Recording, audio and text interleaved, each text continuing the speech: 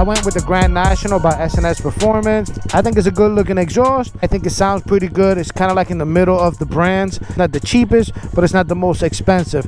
And I thought it would match my bike. I got the black and silver. That's the theme I'm going to keep on the bike. I've done other things to the bike, but I'm going to do a whole other video on what else I've added to the bike. Let's listen to this thing.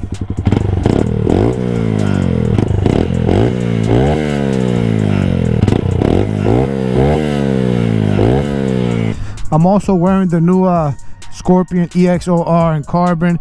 I ordered this a couple months back.